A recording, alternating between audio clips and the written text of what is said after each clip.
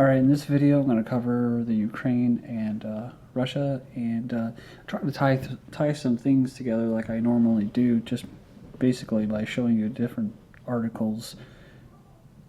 One of the themes that I've seen recently was how whoever is in power right now in Ukraine, I would imagine it's some kind of very rich billionaires like the people, one of the guys like I mentioned before who was picked, and he has dual Israeli citizenship. So these people use nationalists to get in, to at least get close to getting to power, to get the other president or whatever out. And I think that they're going to be done with them, and they don't really want them to be voted in or anything like that. So my point is recently we had what the leader was killed.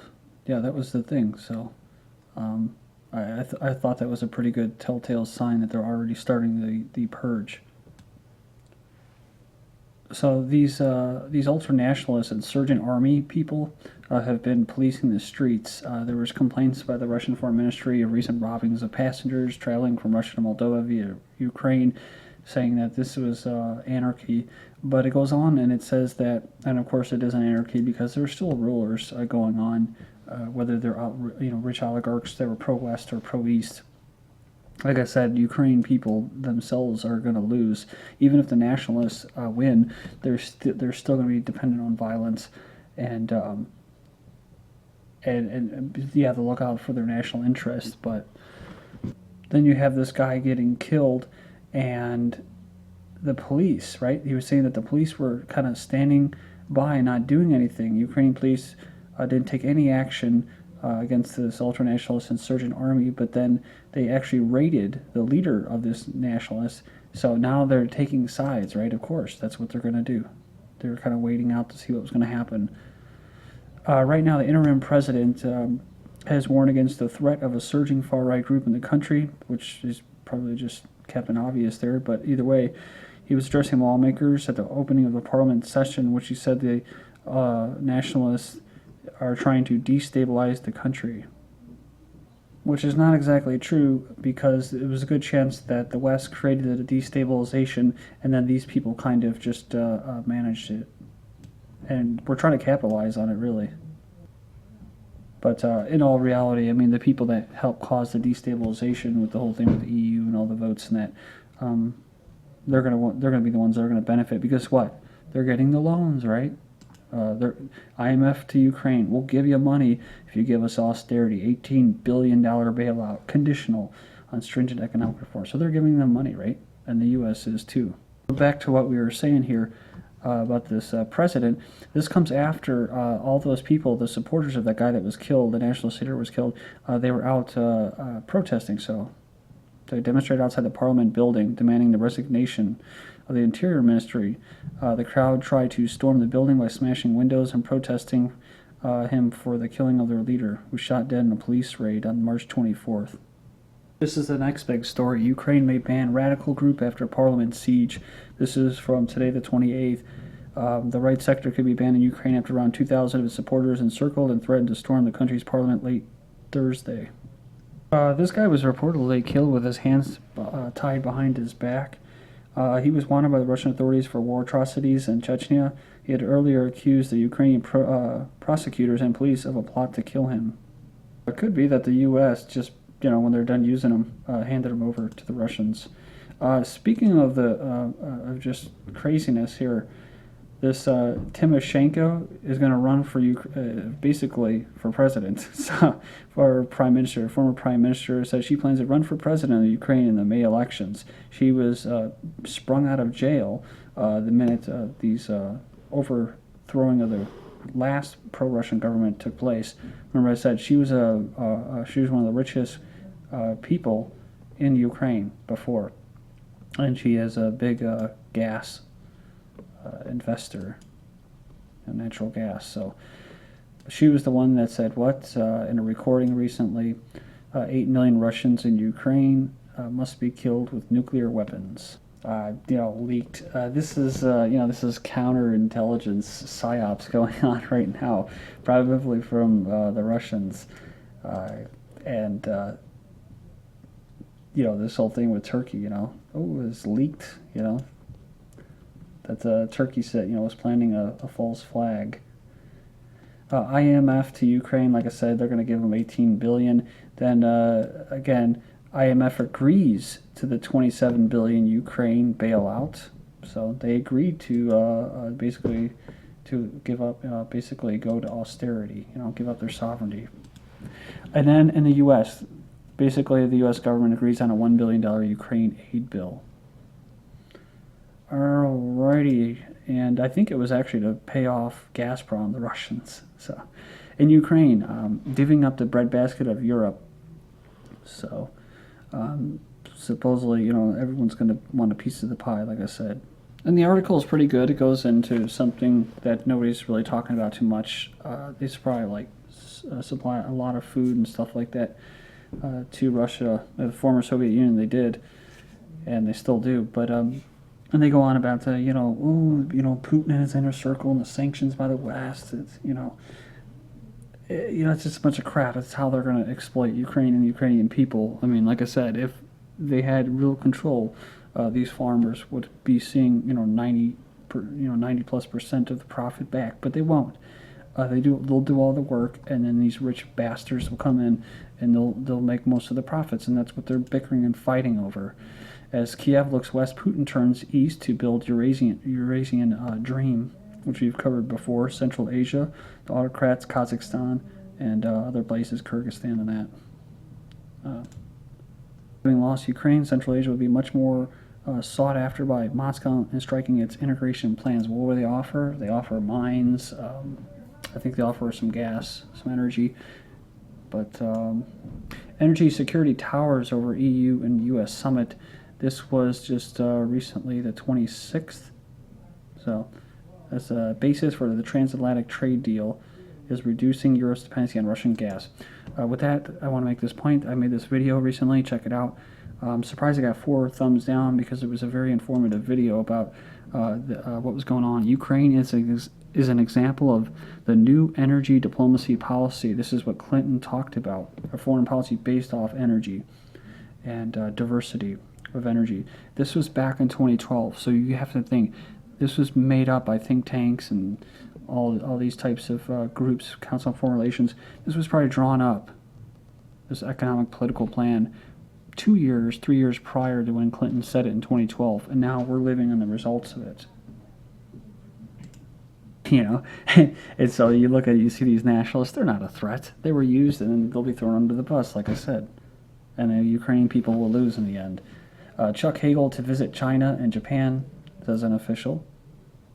Of course, this is amid tensions between the Disputed Island chain. Again, this has nothing to do with that. China's a little shaky right now with their economy and that. China's yuan drops most in a week as property developers tumble. They're known for the big ghost buildings and booms and busts. Chinese police detain suspect after rumor sparks a bank run. So police in rural China detain a person suspected of spreading rumors that sparked a 3-day bank run. Was that a little agent provocateur? But that's how it works. But like I said in my last video, as automation comes into play with China and their factories go more automated, they're going to have a bunch of Chinese that are not on the farms anymore. They brought them into these cities. What are they going to do with them, like in America and Europe? Egypt mulls creation of industrial and free trade zones with Russia. I thought this was an interesting headline, and because Egypt also is having a change of power, and they had a purge recently. And talking about Russia making new allies, right? You had the Muslim Brotherhood kind of thrown out, or supposedly thrown out. Industrial zone would focus on agricultural equipment with free trade zone would benefit both countries. So again, agriculture. Central Asia is actually a big agriculture area or hub too. Russia and Egypt complete $2 billion arms deal funded by Gulf states. Funded by Gulf states. That's Qatar, Saudi Arabia, UAE. This was in February of this year. So people in Egypt protest Sisi's presidency bid. That's right. Field Marshal Sisi basically resigned as an army chief. He's going to run for president. So, and this is after what? Death sentences for Muslim Brotherhood. So it's something like 1,200 of them. 529 members have a verdict of death passed by the court. Many of the Muslim Brotherhood are coming out of Saudi Arabia is kind of their little branch of operations, and they're all gone. So, again, the Egyptian people, will they win? Not really. They're not going to have any say in this, dude. So, but Saudi Arabia, like I said, they're kind of the getting kicked, not kicked to the curb, but they're not as relevant, I think. And maybe that's what we're seeing. As far as Saudi Arabia, they kind of lost in Syria, and they kind of lost Egypt or whatever, and they're also getting in an infight with Qatar. Saudi king decrees half-brother to be future monarch. The 90-year-old king, who some people say was already dead, on Thursday appointed his half-brother, 69, as their next heir to the throne of the world's largest exporter of crude oil again. It's not going to be like that. So he's not really handing him all that much. Like I said, you might actually see the West go in there and just take what they want to get. Impose democracy, right? In some kind of revolution. What's a Qatar, and why should you care? So Saudi Arabia clamps down on little Qatar or Qatar, or how not to waste billions trying to be something you're not. So it says Qatar, having the third largest proven natural gas reserves in the world, is one tiny country you need to know about. Natural gas is a globally traded commodity, and no matter how ignorant you want to be, what happens to Qatar, it matters. This is something, and this plays perfectly in what I was saying. Qatar is better off because they don't have a lot of people to worry about to overthrow whatever regime's there, and they have natural gas. And natural gas, that seems to be where they were going, where the elites and stuff like that, the economy was going for a while. And Saudi Arabia being so dependent on oil, and they don't really have the reserves that they've been saying that they had, and the U.S. kind of rising as a big producer of natural gas and domestic oil as well. You can see where it's going. So they asked, so what's with all the Saudi Arabian Qatar shouting and crying in the media lately? Just a few weeks ago, the Saudi-led bloc made up of the UAE, Bahrain, and Saudi itself withdrew their ambassadors from Qatar, cutting diplomatic relations temporarily with the emirate. Rumors of embargoes and sieges were abound. Why? They say the long story short is Qatar has gotten too big for its bridges. It's funny how they say this too. Qatar is one of those places that would stop existing in a world without America. So there's other places that would be like that too. Israel. Obama and Saudi Arabia amid souring ties. Obama arrived in Saudi Arabia on Friday for a brief visit. I wonder if he's going to be bowing or kneeling to him. Maybe not. But, so yeah, it was his first visit since the ousting of Hosni Mubarak 3 years ago. That's kind of interesting. The president was set to meet the king. Basically, he was in the Arab country to assure the Saudis that Washington is not abandoning the kingdom. They were disappointed with the U.S.'s decision last September not to attack Syria, where foreign-backed insurgents were fighting the Syrian government. And lastly, Qatar announces $23 billion arms purchase. Deal includes attack helicopters from both the United States and France. Hopefully that kind of wraps it up and ties it up in a nice little bow for you. Amid recent acrimony with Saudi Arabia and other members of the GCC, that's Gulf Cooperation Council, Qatar has announced $23 billion in arms contracts today, including massive orders from both Boeing and Airbus, including the attack helicopters. They're purchasing weapons from other U.S. arms dealers like Lockheed and Raytheon, including Patriot missile defense systems and other weapons. And this is like the article before was saying, they're sandwiched between Iran and Saudi Arabia. So the only reason they haven't been invaded is because of British protection up until 1971 and American protection from there onwards. So I guess you could say it's Rothschild's another little home private state. But these weapon purchases are big in the GCC, often used by leaders to prove their own power. And with the Obama regime so interested in increasing weapons exports, the U.S. has been only too willing to provide them with the pricey new arms. So, and that's a good time to stop and say, what?